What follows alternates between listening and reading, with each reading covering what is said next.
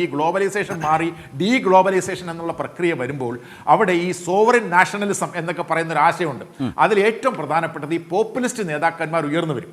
അങ്ങനെ പോപ്പുലിസ്റ്റ് നേതാവാണ് Donald Trump, populist നേതാവാണ് നമ്മുടെ പ്രധാനമന്ത്രി.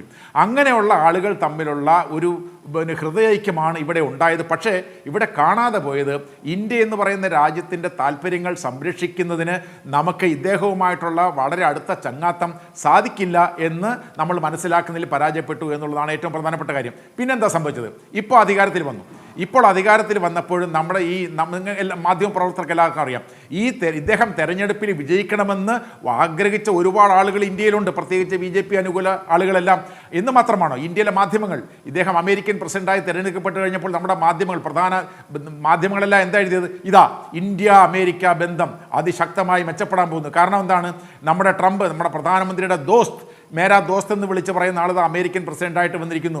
അമേരിക്കൻ എന്ന് മാത്രമാണോ, അമേരിക്കൻ പ്രസിഡന്റിൻ്റെ ഭാര്യ ഉഷ വാൻസ് ഇന്ത്യൻ വംശീയമായിട്ടുള്ള വ്യക്തിയുടെ ഭർത്താവ് വൈസ് പ്രസിഡന്റ് ആകുന്നു.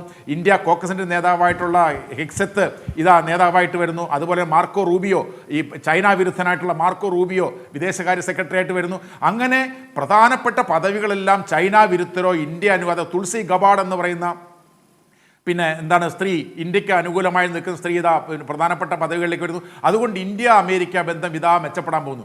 അപ്പോഴൊക്കെ നമ്മൾ സൂചിപ്പിച്ച കാര്യമുണ്ട്, ഈ ട്രംപിൽ നിന്നും നന്മ പ്രതീക്ഷിക്കാൻ പറ്റില്ല. കാരണം എന്താണ്?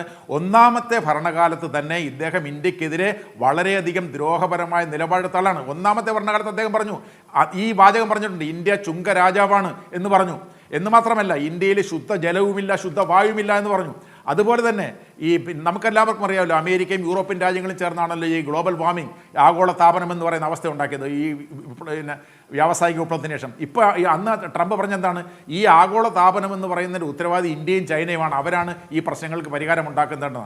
ഇങ്ങനെ അതായത് വസ്തുതാപരമല്ലാത്ത കാര്യങ്ങൾ പറയുകയും പ്രവർത്തിക്കുകയും സ്വന്തം താല്പര്യം മാത്രം സംരക്ഷിക്കാൻ ശ്രമിക്കുകയും ചെയ്യുന്ന ഒരു ഭരണാധികാരിയാണ് അദ്ദേഹം. ആ ഭരണാധികാരിയുടെ തുടർന്നുള്ള പ്രവർത്തനങ്ങളാണ് നമ്മൾ കാണുന്നത് എന്ന് ഈ കാര്യങ്ങളിൽ നിന്നെല്ലാം നമുക്ക് മനസ്സിലാക്കാനായിട്ട് കഴിയും.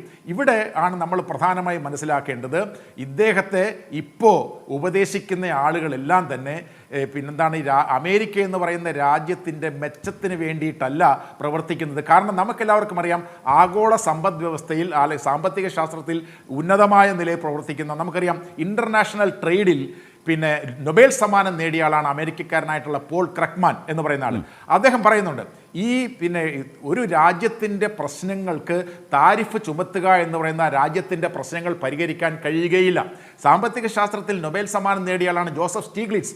അദ്ദേഹം പറഞ്ഞു, ഇദ്ദേഹത്തിൻ്റെ താരിഫ് നയം വളരെ വികലമായ, അമേരിക്കയുടെ ഒരു കാരണവശാലും രക്ഷപ്പെടുത്തുന്നതല്ല. ജെഫ്രി സാക്സ് പറയുന്നു, ജിം ഒനീൽ പറയുന്നു. അതുപോലെ ഈ സാമ്പത്തിക ശാസ്ത്രത്തിൽ അടിസ്ഥാനപരമായ ധാരണയുള്ളവരും അന്തർദേശീയ തലത്തിൽ അംഗീകാരമുള്ളവരും പറയുന്ന ഒരു കാര്യം, ഈ താരിഫ് ചുമത്തിക്കൊണ്ട് ഒരു രാജ്യത്തിൻ്റെ സാമ്പത്തികമോ രാഷ്ട്രീയമോ സാമൂഹികമായിട്ടുള്ള പ്രശ്നങ്ങളെ പരിഹരിക്കാൻ കഴിയത്തില്ല. എന്നാൽ ഇവിടെ അദ്ദേഹത്തെ നിയന്ത്രിക്കുന്നതോ അദ്ദേഹത്തെ ഉപദേശിക്കുന്നതോ പീറ്റർ നവാരോ എന്ന് പറയുന്ന ഒരു വികട സാമ്പത്തിക ശാസ്ത്രജ്ഞനാണ്.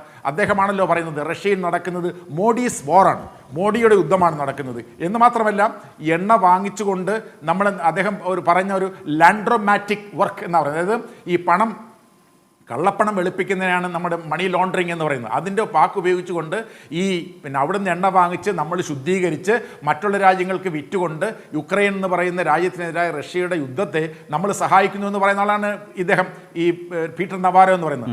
അങ്ങനെയുള്ള ഒരു കപട സാമ്പത്തിക ശാസ്ത്രജ്ഞൻ്റെ ഉപദേശം കേട്ടുകൊണ്ട് ലോകത്തിനെല്ലാം എതിരായി പ്രവർത്തിക്കുന്ന ആൾ, അതിൻ്റെ രാഷ്ട്രീയം കൂടി നമ്മൾ മനസ്സിലാക്കണം. ആ രാഷ്ട്രീയം എന്ന് പറയുന്നത് അമേരിക്കയുടെ സാമ്രാജ്യത്വ രാഷ്ട്രീയത്തിൻ്റെ ഒരു പുതിയ മുഖമാണ് ഈ താരിഫ് എന്ന് പറയുന്ന പ്രവർത്തനത്തിലൂടെ നമ്മൾ കാണുന്നത്. അതിൻ്റെ ഏറ്റവും പ്രധാനപ്പെട്ട തെളിവ് ഞാൻ പറയാം. 25% അവർ ചുങ്കം നമുക്കെതിരെ ഏർപ്പെടുത്തി. അതിന് പറഞ്ഞ ന്യായം എന്ന് പറയുന്നത്, ഈ ഞങ്ങൾ പിന്നെ എന്താണ്, ഇന്ത്യയിൽ നിന്ന് ഞങ്ങൾ വളരെ താരിഫ് കുറച്ച് ഉൽപ്പന്നങ്ങൾ വാങ്ങുന്നു, എന്നാൽ ഞങ്ങളുടെ ഉൽപ്പന്നങ്ങൾക്ക് അവർ കൂടുതൽ താരിഫ് വാങ്ങുന്നു എന്ന് പറയുന്ന ന്യായം നമുക്ക് അംഗീകരിക്കാം. പക്ഷേ നമ്മൾ റഷ്യയിൽ നിന്ന് എണ്ണ വാങ്ങുന്നു, റഷ്യയിൽ നിന്ന് ആയുധം വാങ്ങുന്നു, ബ്രിക്സ് എന്ന് പറയുന്ന സംഘടനയിൽ അംഗമാകുന്നു. അങ്ങനെയുള്ള സംഘടനയിൽ അംഗമായിരിക്കുന്നത് കൊണ്ട് നിങ്ങൾക്ക് ഞങ്ങൾ പിഴപ്പലിശ ചുമത്തുകയാണ് എന്ന് പറഞ്ഞാൽ അതിൻ്റെ അർത്ഥം എന്താ? ഒരു സ്വതന്ത്ര പരമാധികാര രാജ്യം എങ്ങനെ ഏത് സംഘടനയിൽ ചേരണം, എവിടുന്ന് ഉൽപ്പന്നങ്ങൾ വാങ്ങിക്കണമെന്ന് തീരുമാനിക്കേണ്ടത് ആ രാജ്യത്തിൻ്റെ ഉത്തരവാദിത്തമല്ലേ?